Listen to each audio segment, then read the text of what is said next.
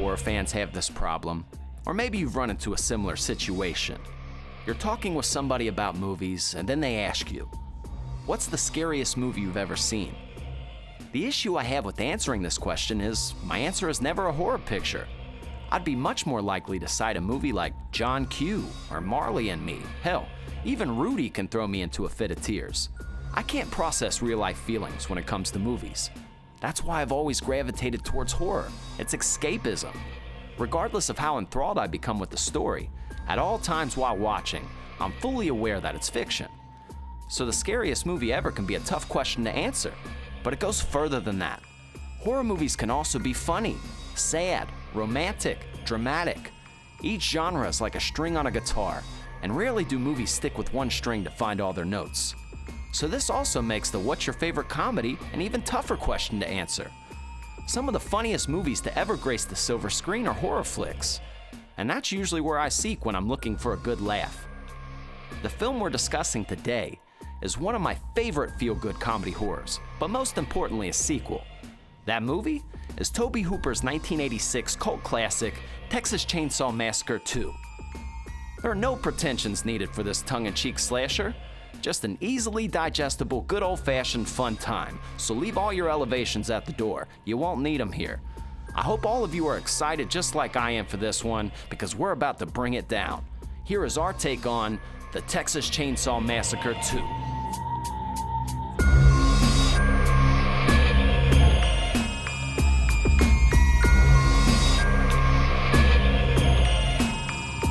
Boom! Welcome to the Sloppy Horror Podcast. I am your host and your scary movie companion, Christian Ramey, and back again for another week clapping them cheeks, the best producer in the whole wide world, Mr. Ozark Mark. Ozark, what say you? How are you? Hubba-baloo and howdy do. Welcome back. We are here once again. Once again, here to fill your day with an hour of entertainment for your brain and your ass. We just want to make you feel good. That's what I do. I wake up every day we record like I'm going to make people feel good today. Yeah. It makes me feel all warm and tingly inside, like I'm doing something productive in the world. We want to wrap around you like a wet hug. Exactly. So, Mr. Christian Ramey, this is the Season of Sequels, Episode 2, and we are talking about a sequel today because this is the Sloppy Horror Podcast. We talk about horror movies, correct? Oh, yeah. All right. So, what in the world are we talking about today? To let them all know. Folks, You see, we're talking about Texas Chainsaw Massacre 2. Tobe Hooper, he came back at it. See, there's a fun little trend, Ozark. Sam Raimi did it with Evil Dead. Tobe Hooper did it with Texas Chainsaw. It's the lighthearted movie of the franchise. It's one of my favorite, and it's literally like one of my favorite movies of all time. But before we get into the synopsis and getting real spicy with it, folks, we do have to say, bonus episodes are now available on Patreon. So for all of you guys who want more content from us and don't know where to find it, now you do. Go to patreon.com/sloppyhorror. And this isn't for everybody, but this is for the folks who are looking for more stuff. And if you're looking for a way to support the show, this is a great way to help Ozark and I, so we don't have to water down the show with a bunch of advertisements. And also, little boys and girls, depending on where you're watching, make sure you're following. Okay, Mark, Texas Chainsaw 2, I feel like we watched this before, have we not? Like together? I feel like, because I used to watch this all the time. I don't know if we've ever watched this together back in the day. I don't think so. I think I would have remembered it. Yeah? But then again, you've played so many movies. And I was not in the right state of mind every time we were hanging out, so I don't know. That's true. So I don't know, when I broke down this list for the Season of Sequels, knowing that this was one of my favorites, I've actually known from the beginning of the show this is going to be a movie that I've wanted to talk about. I know this isn't, as I alluded to in the introduction, sometimes horror movies are just strictly horror movies for the most part, but look at it like a string on a guitar, okay? You got horror, you got drama, you got comedy, and a movie, sometimes they hit multiple strings to give you a good movie, okay? This is comedy and horror mashed together the whole time, and it's a lot of fun. I mean, we often talk about movies that fit into the fun time category. This is also right there at the top of that list. I hope you laughed a little, Mark, watching this movie. Look, I'm going to give a little quick synopsis because honestly, you don't need it. You don't fucking need it. Well, we got a few extra 30 seconds that it will take you to describe this movie, but go ahead. Yeah. That's all it takes. It really is. So we have a radio station down in Texas, and they get a phone call one day on the request line. It's from two little asshole dudes, and these dudes get chopped up by a chainsaw. So there's a killer on the other end, so the radio station host is real freaked out. So she starts playing the recording of this call, trying to figure out any clues, and then that brings out Leatherface's family, the Sawyer family, and they just go mess with her at the radio station. It's just a whole bunch of randomness. All right, look, I'm just going to tell you just like this. There's no point to this movie. There's no premise except to make you fucking feel good and debauchery. I mean, it's just off the wall is what it is. You don't really need to know what it's about. You just know there's the Leatherface family, the Sawyer family, and they're fucking with people. Point blank. That's it. Yeah, it pretty much sums it up. That's all you need to know. Mm-hmm. That's pretty much what the movie is, which is fine. I mean, this is strictly for horror fans. Horror fans are the ones. This is for the types of people that go to horror conventions. Okay, these are the type of people like your Christian Ramey's in the world that hold this dear. And for people like me, I swear to God, I thought this was a comedy. I swear to God. Like, what's the only thing horror about it is like the shock value of course, the chainsaws and the murder and the skin. You'd have to be like under 8, I think, for this to like get you at all. Yeah, I mean, if you have any good head on your shoulders there, you could figure it out. But yeah, it's just a bunch of randomness. This is an hour and 40 minutes of strictly just random shit of horror. And what's funny too is it's not all lightweight people. So you got Tobe Hooper, he's a legendary director, but you got Dennis Hopper is like the main sheriff. So from the original movie, you guys remember Franklin in the wheelchair from Texas Chainsaw Massacre. Well, Franklin, his uncle is Dennis Hopper in this movie, and he's like the sheriff. He's going down looking for him, and he's like super serious. He hits it with like a Dr. Samuel Loomis level of seriousness, while everyone is not at his level. It's like a low budget Clint Eastwood is what he is. Yeah, and he honestly carries the scenes that he's in, and but that's not it, man. I mean, you got Bill Moseley in here. There's all kinds of great people throughout this movie. I think that what makes it more incredible to me is when you can get a group of people on board that understand the pace of what they're trying to make. Originally, they were going to make it a little bit scarier, but then they just opted to go a separate way. But like the movie poster for this, it's the Breakfast Club. It's they mimic the Breakfast Club and their and their movie shoot. The poster. That way they could trick in some people like, hey, maybe we can go see this or let our kids see this. I mean, they just took that image where they're all sitting there and they just mocked it. And that makes it so much fun. So like from the poster, you just know, hey guys, this isn't serious.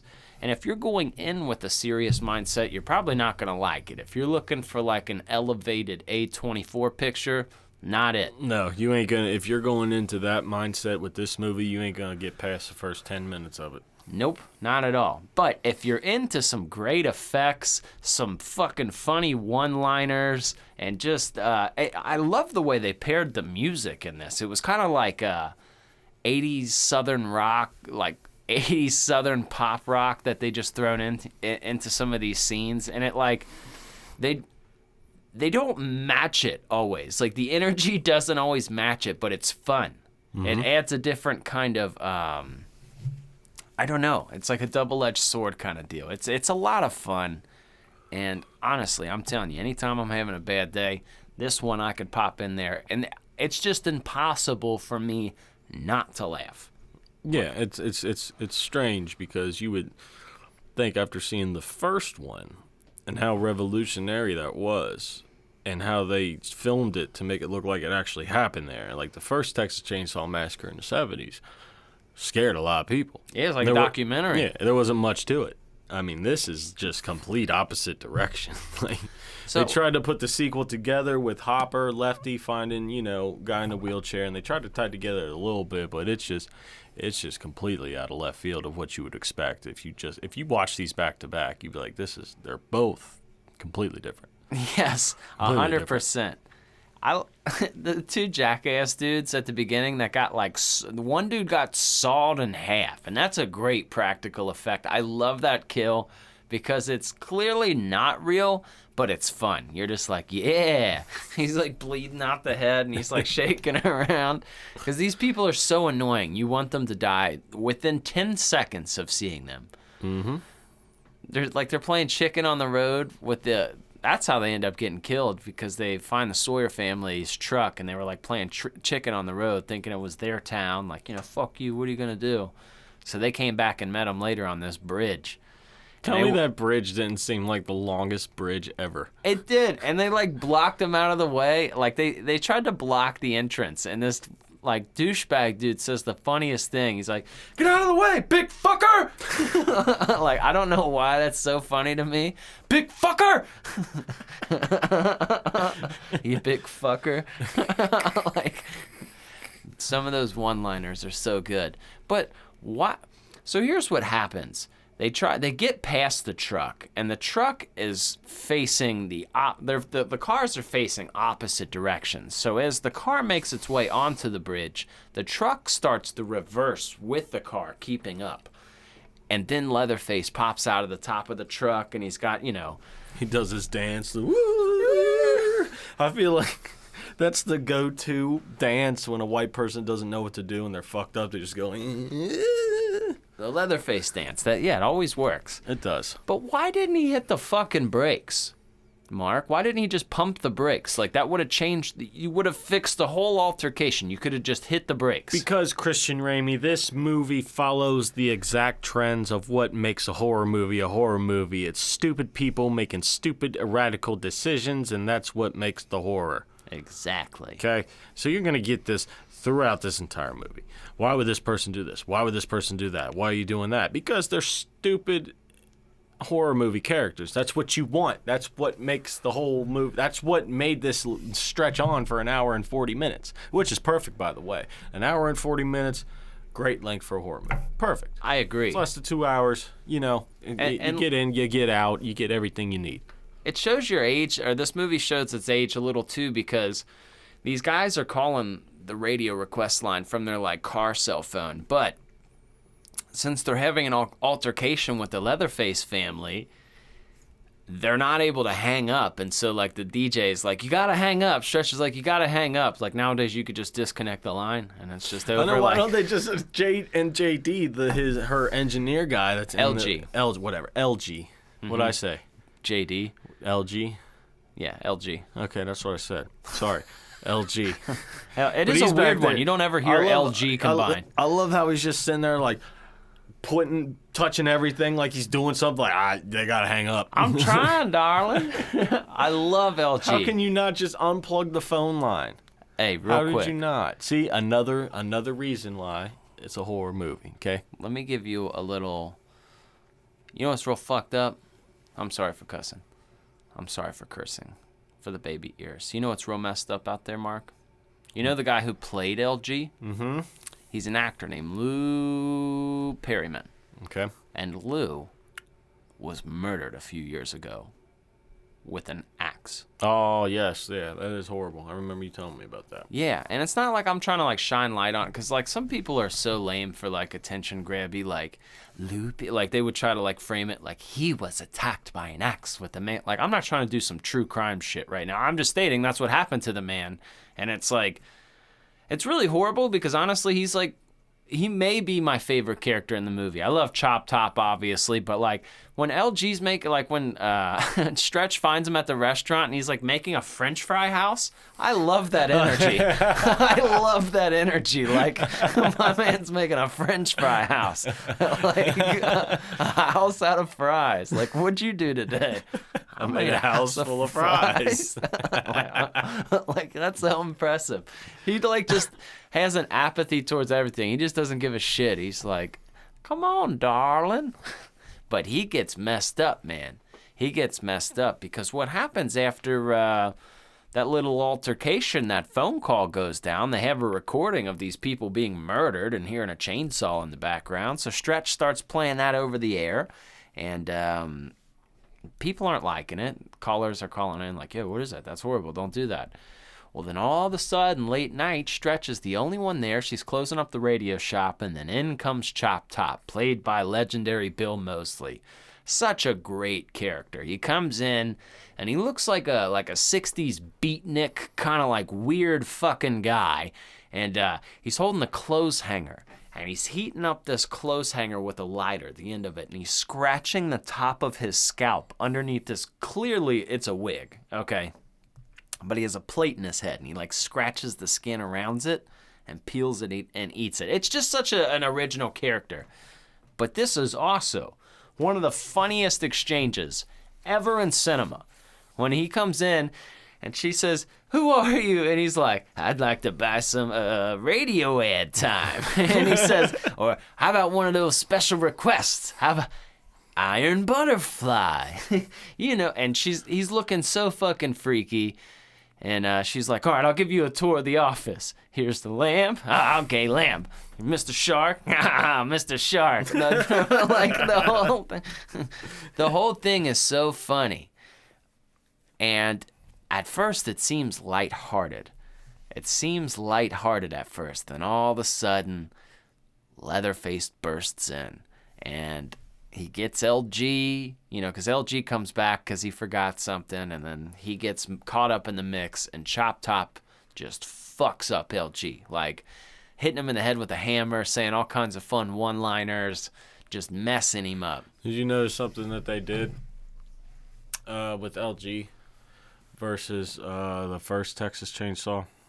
I don't know if they did it on purpose or if this is even relevant at all, but I noticed that, you know, the infamous kick when he first gets bashed in the head, the guy in the first one, and he's on the ground, he's laying, he's like, oh, the little twitch legs. Okay. Yep. LG's doing the same thing. They even shot his legs when he was twitching, getting by a hammer. That's cool. A little tribute there to the first one, if that's something, you know, for your ass that you might not have noticed there.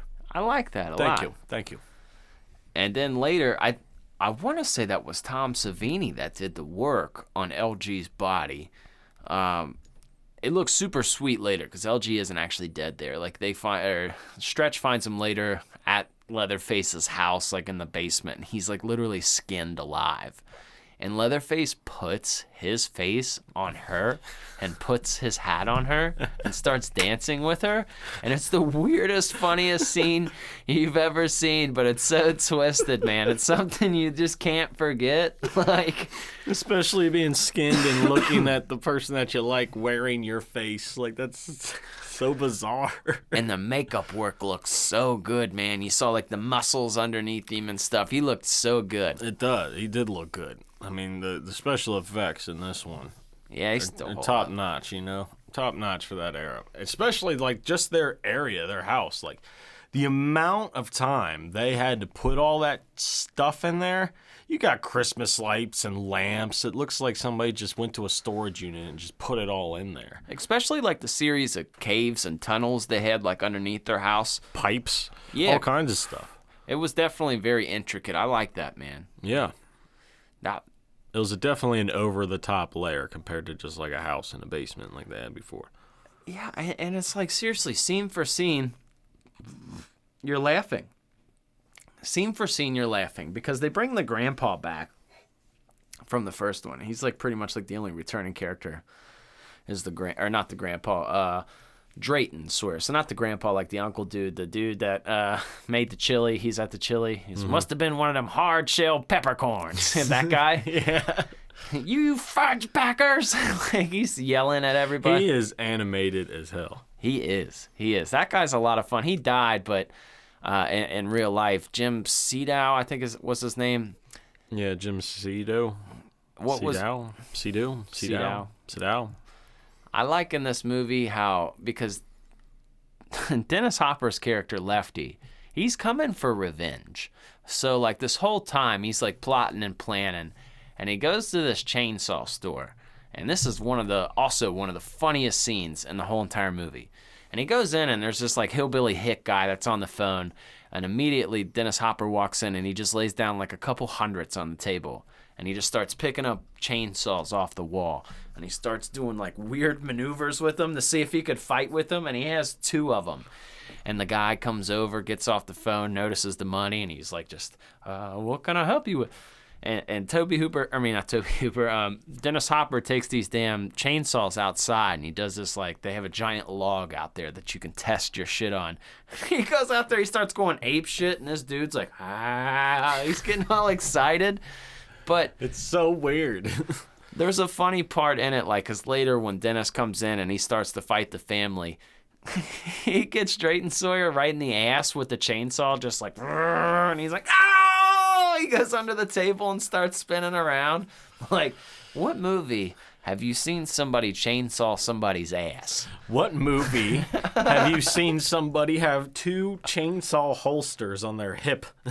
Like they're guns. Why?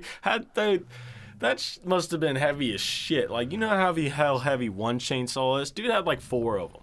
And it's such an impractical weapon because, literally, as soon as anything hits it, it's going to stop the chain. So it's the most useless weapon ever. Yeah. It's cool. Sounds it's loud. Cool. Yeah, sounds it's loud. Sounds scary, but it's the most impractical weapon ever. Again, belongs right in place with a movie like this.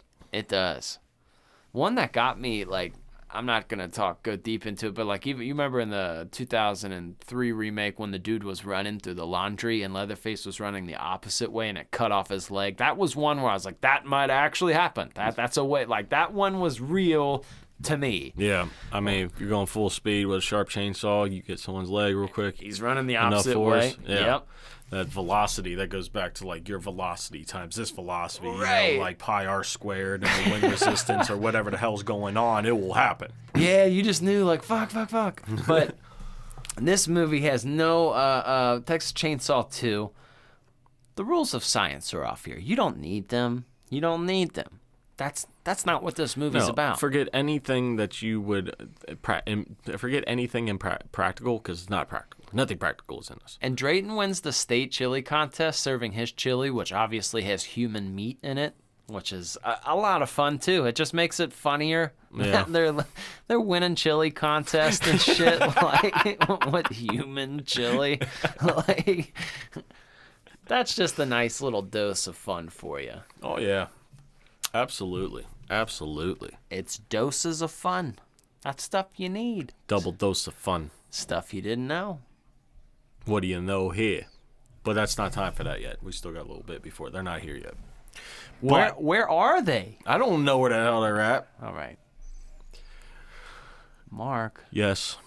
Mark. Christian Ramey. Here's the exchange that I would like. There is... Often in horror movies, you have girls, or final girls, or, I mean, sometimes Nightmare on Elm Street, too, you can have dudes. But sometimes people have legendary screams. And I think Stretch in this movie has one of those screams, and I look forward to, obviously, new final girls to be built, but this girl, Carolyn Williams, who played this girl, or played Stretch, and she's been in quite a few things. She was in Halloween 2, the Rob Zombies one. She's in The Grinch. There's been a couple other fucking things. But she has one of those screams, bro, that just is piercing and it goes over. And I love it, but it definitely works. But I love Stretch. She's like one of my favorite final girls, and she's not in like a bunch of different movies, and she's not always talked about, but I really like her. She's like radio DJ. She's cool, man. Yeah, man. She screams about a quarter of the movie. It's just her screaming. I swear to God.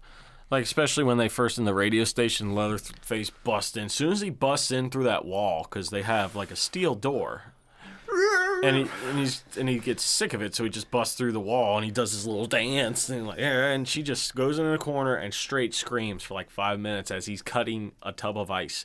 Doesn't make sense. Close to her vag. Yeah. It's kind of weird. Yeah, and then he starts jerking off or whatever it is. How good are you? Yeah, and then she gets out of it and then she's just screaming in the corner. That's like 5 minutes, and then she finally, they take her to like their lair or whatever. Somehow she gets there. I forget how she got there. I think she drove there or they drove her there or something. How did she get to there? She drove there. She drove there to their lair. And she falls down and Lefty comes up. He's like, I had to use you, darling. Here, take this. And he hands her like a human skeleton arm to grab onto, right? It's the worst thing you could pick. But then she falls. And I love it when this happens because she falls for like 15 seconds, 10, 15 seconds. If you ever fell that long, bro, you would think you were dying. Yeah. You would think you were dead. She fell forever. I think, honestly, the original Texas Chainsaw Massacre, Gunnar Hansen, is my favorite. Whoa. My bandana came untied. I was like, who's touching my head? There's a ghost in here. Okay. Ooh. The original is my favorite, The Killing Mask. I love that so much. But this part 2, I have like a love for the mask. Not in a scary sense or way, but like, I almost want this mask. It's a fun mask. Like, this is the fun Leatherface. Like, this would be your friend. If I saw this Leatherface, because he's in his little suit, and like he's got this little dashing, funny look to him. He looks like he could be like a part of like a fun band that dresses up in costumes. I don't know. Maybe he's the lost maybe he's a Slipknot member they forgot about. The saxophone player they forgot about. I don't know. But he looks like a fun time too. I like that mask. It's kind of got like a sympathetic, comedic expression on his face, like a sad clown or something. Yeah, but he seems so innocent when he's like, I don't want to hurt her, It's like, I can't kill her. Like, yeah. Sorry. In the first one, he was more of a brute, and his brutality, like, even though he had, like, weirdness to him, like a victim, like, this one, he was, like, definitely very sweet, and the other family members you should have been more afraid of. Yeah. Most definitely. Oh, yeah. And I like how they have Grandpa. They brought Grandpa back. That's fun. Trying to feed Grandpa, hit her in the head with the hammer. That took like 15 minutes. Like, come on, Grandpa. He's like 5-10 tries to get the hammer down. Like, get her, my Grandpa. God. Just hit her. Drag that on. I feel like when they made that scene, they're like, fuck, this is only going to be an hour and 20-minute movie. Well, we can't have that. Let's bring Grandpa out and try to see him hammer somebody for like 10 minutes. Let's just keep it going. Yeah. And Chop Top, man, he's had like some of the best one-liners in the movie. A dog will hunt. Get that bitch Leatherface. Like, he just is shouting shit throughout the whole movie. And it's one of those, like, it's background funny. You know in movies how sometimes the main joke isn't the funny thing, it's the thing in the background that's actually making you laugh, or the actors in the background? Yeah. I find that with Chop Top, like, because if you only focus on him, he's saying some of the funniest shit you've ever, like, where is this coming from? Like, it's coming from the bottom of his soul. But you can tell that Bill Moseley just loved that role. He actually did a, he did this, like, award show after, I don't know, it's like 10 years later, but he was dressed up as Chop Top, and that's how Rob Zombie found him for his movies, because Rob Zombie was like, man, this guy's crushing it as Chop Top. It was like an award show. He's like, he's dead on him, and they're like, no, that's actually him. That's the guy who does that. And he's like, oh, shit, I gotta meet him. I want to put him in my movies. Mm-hmm. The rest is history. It's just such an iconic character, and he kills it so well. It's like Robert Englund as Freddy. Of course, Bill Moseley has range. He's not, stuck to one thing. But when I see that man, I see Chop Top. I see him. Mm-hmm. I don't think you could see him in any other way, really. No. And he's had some great roles. I mean, he really has. It's just, he embodies that. And, you got a great picture behind you with him sticking up the finger. Like, what is that, Yeah, when dude? he flicked off LG before. Hey, what are you doing, you fucking son of a bitch? Hey, fuck you. Little fucking weirdo. You little fucking weirdo. And like, he's actually scared. Like, if you saw that guy, you would be like, yo, like, what's wrong with you, man? Like, what is this No, guy? I would go nowhere near that person. Yeah. No. So that's what makes it. It's not just like over the top, some crazy beastly monster guy. It's like this fucking weirdo. And you're like, this guy's strange, man. I don't want to. Don't go near him. Don't go near him. Yeah, dude. Go nowhere near this man. You know, well, maybe you could let him. Hey, we need a babysitter tonight. Would you mind? Just open the doors like, hey, here to watch a kid? Yeah. Like horror movies? Cartoons. All right. You've had my plate. You had my plate, you son of a bitch. You Flashbacks. Like, he was over the top, and that's what makes him so much fun. Yeah, it's fun. You could tell he's having so much fun just being just this ridiculous character. It's contagious, and that's another love for the movie that I think a lot of people have. I think people need these kind of movies within their, it's like chicken soup for the soul. Mental health, regardless of how you look at it, it is a thing.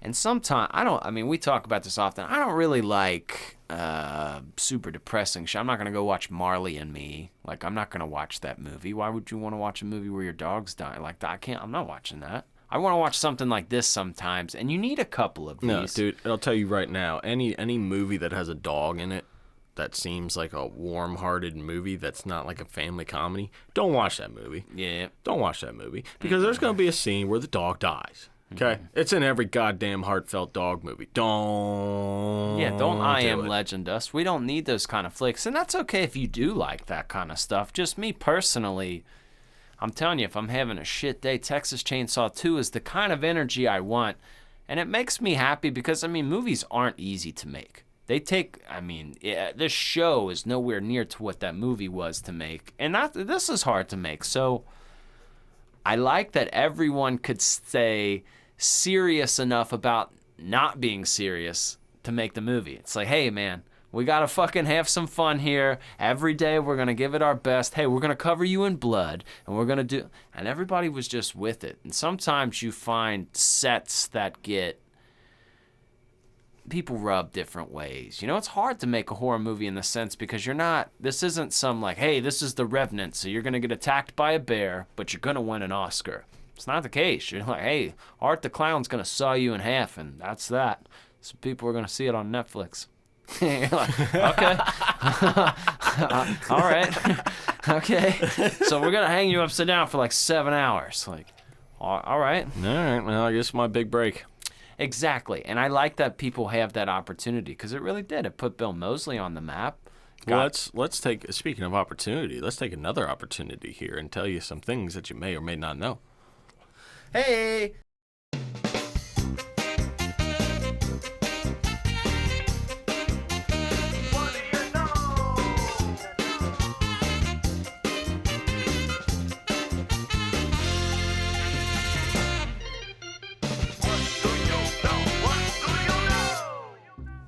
Oh, fiddlesticks, what do you know here? This is the segment here where we're here to tell you something that you may or may not know about this movie. Now, if you know what we know, you already know what we know, and you're going to have a we-know-gasm prior to this, but you're going to have it again because you never get sick of hearing the same thing. But if you don't know what we know, you're about to find out what we know, and then you're going to have a we-know-gasm too, and everybody's going to cycle up and be ashamed of themselves afterwards. But here we go.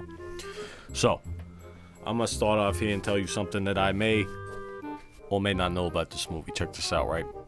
So there's a guy in this movie, right? His name is Dennis Hopper. Okay, you know him. He plays Lefty, the cop. Oh, yeah. The guy. I love that guy. The unnecessary dual chainsaw guy that has one on each hip here. He was in Speed. He's going to have a lot of hip problems. He was in Speed. He was the was in guy on Speed. top of the train. You know, he got his head. Yeah, I know him. I got it. I know what character he is here. Hey. Okay, so, anyway, he had his 50th birthday. Oh, that's a on big the set birthday. while he was on the set. You know what they did? You know what they did for this guy? You know what he did? What did he do? Well, you know what he did? He cut his cake with a chainsaw. How appropriate. How appropriate. I feel like I gotta match that energy and cut my 50th birthday cake. With a chainsaw? Yeah. Yeah. So you're trying to match my energy here. Yeah. All right, see what you got here. What do you know here? Look here. Those guys before, they were telling us all of these things about the chop top. The choppy toppy. Choppered toppered. Yeah. Chopply topply. Yeah. Now, Toppily choppily. as we said, Bill Moseley killed this role so much because he had such a love for the original Texas Chainsaw Massacre that he made a little spoof. I mean, it wasn't just him, but it was called the Texas Chainsaw Massacre. And he spoofed the hitchhiker character, right? He spoofed him, and it was so good that they got the tape to Tobe Hooper. And Tobe said, hey, if I ever make a second one, you're in. Year or two went by. He kept his word. He called him. He says, look here. Who else is gonna do this besides you?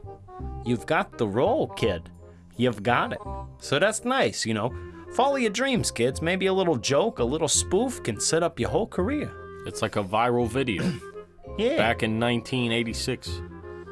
Wow.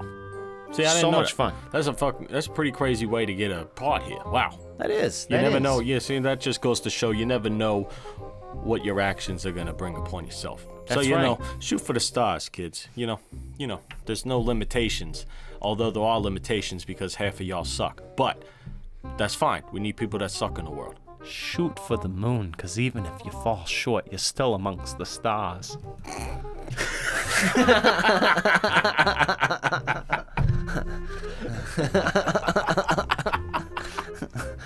Why is that such a fucking lifeblood? I feel like that's on a poster next to the cat that just says hang in there. Like in the nurse's office. Yeah. Wow. Well, that's a lot of facts here. So we hope you know a little bit more about Texas Chainsaw Massacre 2, 1986. That's good stuff. I Yeah, like that's this. it. That's it. That's it. Very good. Do you have a chainsaw, Mark? No. Oh, I think. Oh wait, no. I have a little mini one that extends, and it breaks when you hit like a branch. You know, That's like the size of your finger. the horror nerd in us and the man in us. I know we have axes. You know, you feel like you need a good axe, but now you know, it's like a weapon that I need to have, and that in the arsenal. I need a good chainsaw. I don't know when I'd ever use it or what I'd use it for, but it'd be fun because honestly, any kind of chainsaw work, I'm just calling someone else. Like, I'm not trimming trees. I'm not going up into a tree and trimming it. Yeah, but I'm telling you what, though, the power that these movies have. Tell me how badass you don't feel when you're holding a chainsaw. Oh, yeah, I'm going to double wield it. Oh, yeah. Remember at the end of the first one, Leatherface is just like swinging it? And you're like, dude, careful, boy. I know. Don't Careful. forget, that was a real chainsaw on that one. They didn't mess around. Yeah, even American Psycho played with the chainsaw. Yeah, you got to. Yeah, just bring it in. It's just fun. I It's feel just like it's a power move. yeah, I don't even think it's a real life tool people use. I just think it's a weapon for horror movies. Okay, It's pretty much the main basis of it now. I mean, So, Mark, if we're really laying all this down here, do you have a favorite part? I do, but I gotta think of it. So you go first. Okay. So I really do like the exchange when they when Chop Top goes to the radio station for the first time. I think that's hilarious. That's a lot of fun. I like LG's Fry House a whole lot.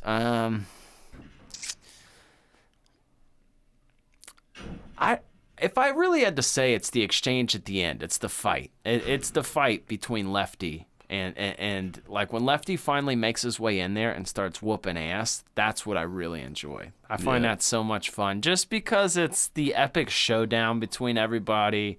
Drayton getting chainsawed in the ass. It's just a lot of fun. Yeah, it's very satisfying because that's like what the whole movie builds up to, is him trying to find him. So. Very satisfying once he gets to the final showdown and he comes in there and he saves Stretch and all that. Tells her to run and all that. So that's a good part. If I was to pick, my favorite part, I gotta say, I just had it. I just had it in my mind. You ever have something in your mind that you're waiting to unload it, and then it misfires? You walk into a room and forget why you're there? How many people? I do that all the time. It makes you feel like you're fucking crazy, man. You're getting older, and you're like, yo, I came in here with intent. Like, full intent for something, and you're like, I don't know where I am. Like, I know where I am, but not why I am. Yeah. Okay. I think my favorite part is when JD comes back to life for that small moment. LG. Sorry. You got both of them wrong. Like, not just one, both. Like, both. What was the first one I said? You said JD, but every time. Did I? It's LG. I'm sorry. I don't know anybody named LG. I don't either. No, I will give you that. That is a very unique. Sorry. When LG. Algae. Algae. Algae? When Algae, comes back to life and he's just like skinned, he's like, oh, fuck. Darling? They got me good. And he's just looking at his face. And then Stretch tries, when he dies finally. Well, first him trying to cut the rope from her is just hilarious because it takes him forever because he's in so much pain. Once he finally cuts it and he's laying down there and Stretch is just like, you don't know what to do, so you just put his face back on and he looks horrible. That part is funny. Tommy, you don't lose your shit. She puts the hat on. Yeah. Like, here you go. Here's your face back. Here's your burial because I never gave you any, so at least I could give you your face back. You won the biggest simp award. Oh, yeah. For sure. For sure. Old love that LG. Part. I gotta love that part with Algae. Algae. I remember Algae because it's funny more than I remember LG. It is unique. I've never heard LG put, like, I've thought about it, like, many times. Like, what is his name? Is that a first and last name combo? Like, what's your name? Lawrence Gary? What's your name? Larry Goldenberg. I don't know. What names start with G? George? Okay. Okay, but that's last Leonard name. George? Leonard George. My name was Leonard. I would just go by Rick. Leonard Gregory. Wow. Hi, I'm Algie. But I'm very curious, Chris Ramey, because obviously this is a very classic horror movie within the horror community. Yeah. You okay? So we got to see how it rates here on the Sloppy Horror Podcast rating. Sloppy horror rating, baby, yeah! Wiggity back, boom, bam, boom. Bia. We're in here for the Sloppy Horror Podcast rating now. This is the segment of your favorite part of the show for all you horror nerds out there, because I'm sure you're curious. You got your own score for Texas Chainsaw Massacre 2, but guess what? That don't mean goddamn anything, because Christian Ramey, your horror nude... Nudes? Yes. Your horror nude companion, because I'm pretty sure he's watched all the watch parties naked. Yep. Here we go. Mm-hmm. Okay, he's going to rate this movie on a horror movie scale for you, so you know what it rates in the horror world. If any of that makes sense to you, you're in the right place, because I'm going all over the map here. So let's get into the first category here in the Sloppy Horror Podcast rating, and that is casting. So casting is going to be seriously the strongest category, I think, out of all of these 3-point categories. From me, everyone works, everyone's having fun. This isn't a movie that would have worked if somebody would have been half-assed or not all in. I'm giving this a 3 out of 3. First off, Dennis Hopper is like 1.5 of that, okay?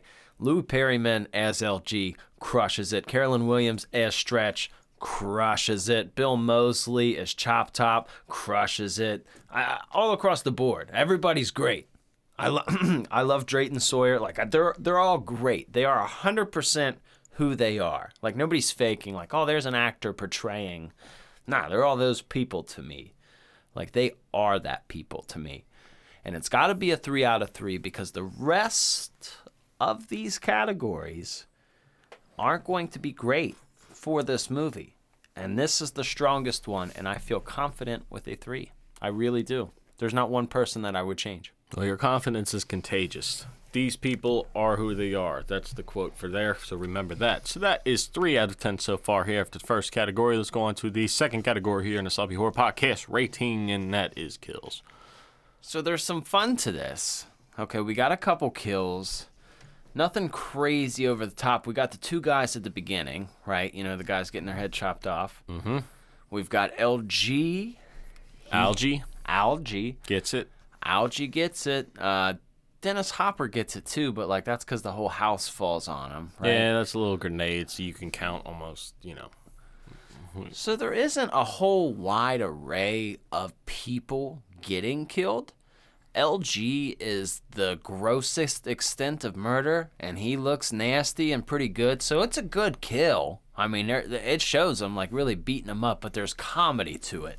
Yeah, so there's no real brutality in it except for the hammer, but you don't really see the connection. You see everything else but the actual hammer hit it's itself. more than implied, but it's not practical. It's like professional wrestling. Yeah. Kind of thing. That's the perfect. There are professional wrestling kills in this movie. All of them are. Yeah, Every single one John of them. Cena just went through a big spotlight, but I think he's okay. Yeah. Like, he's okay. He went off the Hell in the Cell, but he's all right. Yeah.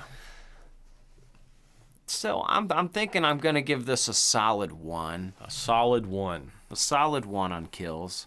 Okay. That's uno for all our Spanish listeners. Mm-hmm. So that is 4 out of 10 so far here. Let's go on to the third and final 3-point category here on the Sloppy Horror Podcast rating, and that is fear.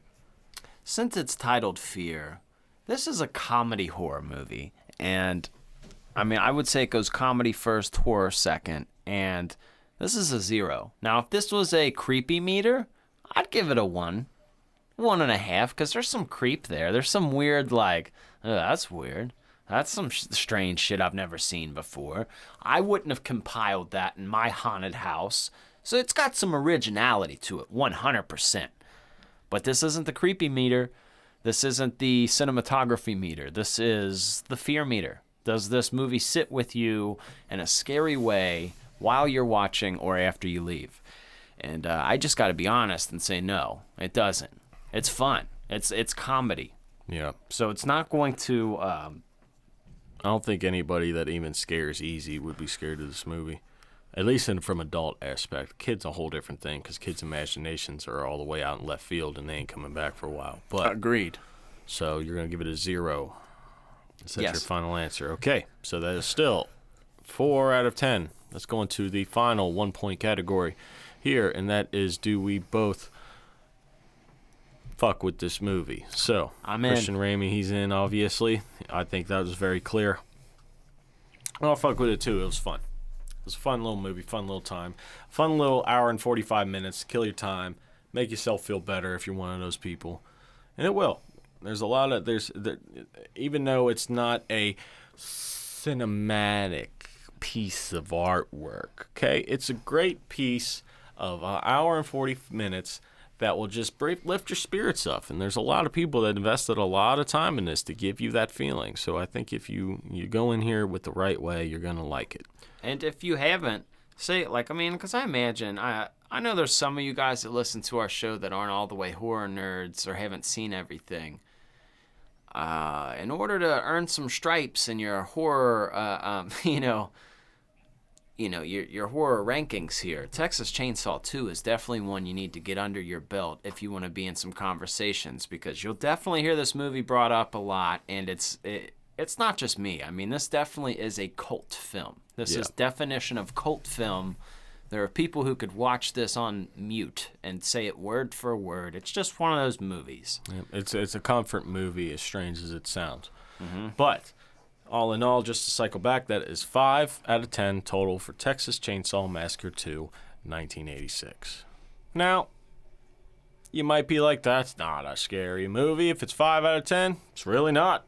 Never said it was. Not scary, but picture that to still get a 5 out of 10 with no fear. Yeah. With no fear. So, that's how, it scored a 0 on a category. Yeah. And it's still at 500. So, I think that's something to, that's actually a feat if you look at it, in a nice way. Yep, so you got a 50-50 chance of liking it, basically. If you showed it to everybody in the world, you literally have a 50-50 chance, I would say.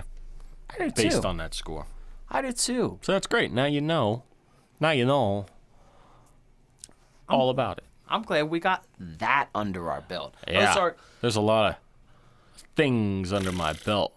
Ozark Mark. Now, this is a fun little part that we have added to the show that I really enjoy, and that's where Ozark Mark gives us his parental guidance. Let's go, Ozark. I missed you, mister. Mr. Ozark. Tell 'em if they're old enough Hello. to watch that scary stuff. Shit. For the parents who give a Yeah. All right, Mark, look here. Ozark's really good at this. Ozark doesn't have kids, so I trust him not to traumatize a child that would be in his care. So, Boy, not my boy. my baby, not my boy. So, Ozark, if you're hanging out, you got a bunch of kids at your house, it's a pizza party. I don't know why they'd be there. And Texas Chainsaw 2 gets brought up. At what age limit is the cutoff? Well, this is quite interesting.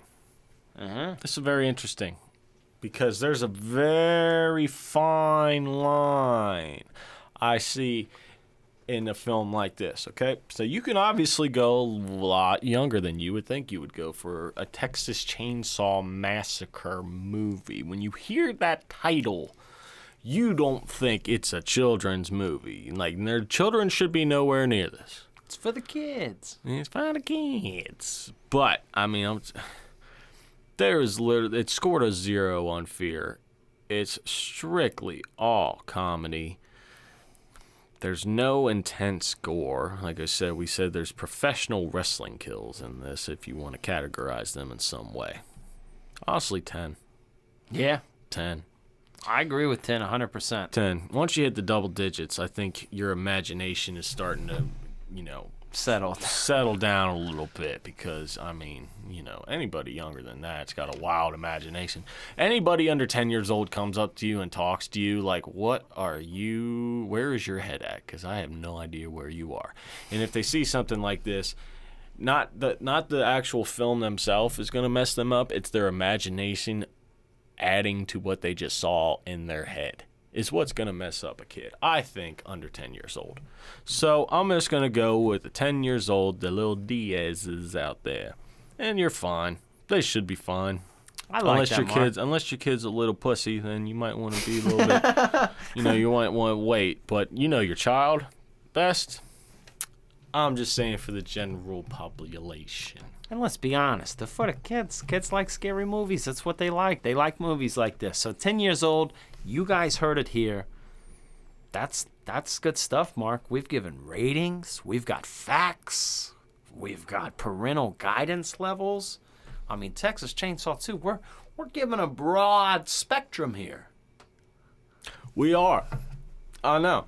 That's a lot going on. It's like a Supreme Pizza. You get everything on it. I don't like those. I know you don't because you're a plain son of a bitch. I can't eat them. Which we discussed that a little bit on the very first bonus episode. Where's the bonus episode, Ozark? Well, I'll tell you. It's on a little thing we like to call Patreon, okay? So, Christian Ramey, please tell the children, boys, and girls of where they can start getting the bonus episodes that we do. Now, For all those sexy people that can't get enough of us. guys, once again, Yeah. not only do we love that you guys listen each and every week, but I don't know, it would really crush us or really just be deterring for us to have to get all of our revenue through ridiculous ads that don't represent anything that we do.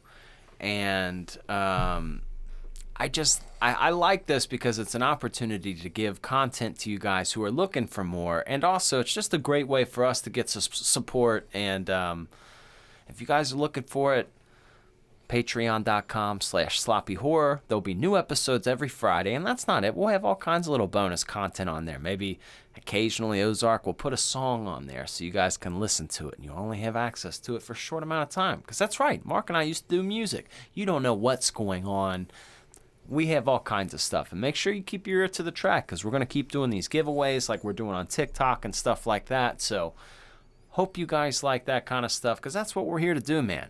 We got our shit together. We're getting organized. And the only way to go is up. I mean, unless we go down. I ain't going down. It's going down for real. Look, I'm on an escalator, okay? I ain't never falling down. If that thing stops, I start walking. You understand? I start walking up. That's another poster right next to the stars and the moon and the hang in there. Shoot for the moon. Did you make that up or is that something? No, yeah, I didn't make that up at all. Okay, it sounded so familiar, but I felt like I heard it before, but some things that you just say just crack me up for no reason whatsoever. Wow. So, you know, I don't have much left here to say. I think what else can you say? Texas Chainsaw Massacre 2. All in all, if you want something that you could put on mindlessly, you're just trying to kill some time, or you're trying to feel better. If you're a horror fan, it's always a classic. I'm sure lots of you watch it at least once a month. Christian Ramey probably watches it once every 2 weeks. Who knows? But Twice a day. yeah, twice a day. It's a great movie. Great movie. It was a great pick here for episode 2 of season sequels, Christian Ramey. Well done. You're just coming with all the hot picks, aren't you? Yep. That's right. Now, do you think, because I'm pretty good at this, I can give little hints. Oh, yes. I can give little hints. What is the hint for the boys and girls? By the way, if you go on the Patreon, every episode will come out Friday, correct? Correct, sir. Okay, and then the next Sloppy Horror Podcast episode comes out on Monday. So if you look at the Patreon episode, the picture of the next movie will be behind me right where that Sloppy Horror logo is. But if you're not one of those people and you want a hint, Christian Ramey, give us a hint of what we can expect next week. Okay, here's your hint. The movie is from 1987. And the only hint you will get is the musical artist or band known as Dokken. And if you know, you know. And if you don't, you don't. You'll just have to hang in there. And we'll also give you another little clue. We'll give you another little clue on Friday if you're on the bonus episodes, because we do give you hints. Or actually, we just pretty much put a picture on the TV behind us. Yeah, I just said that. So it's Thank you for reiterating that. It's like you don't even listen to me. What'd you say? Look, don't even worry about it, okay? Because it's over.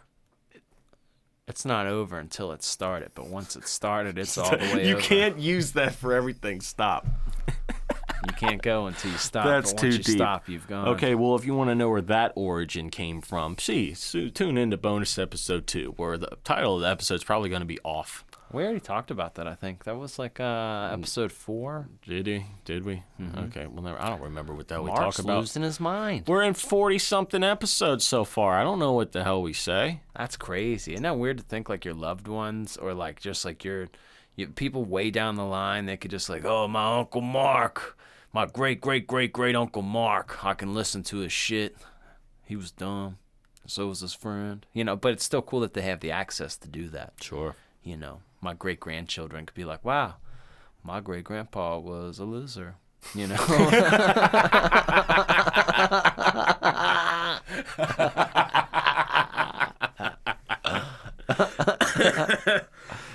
All right.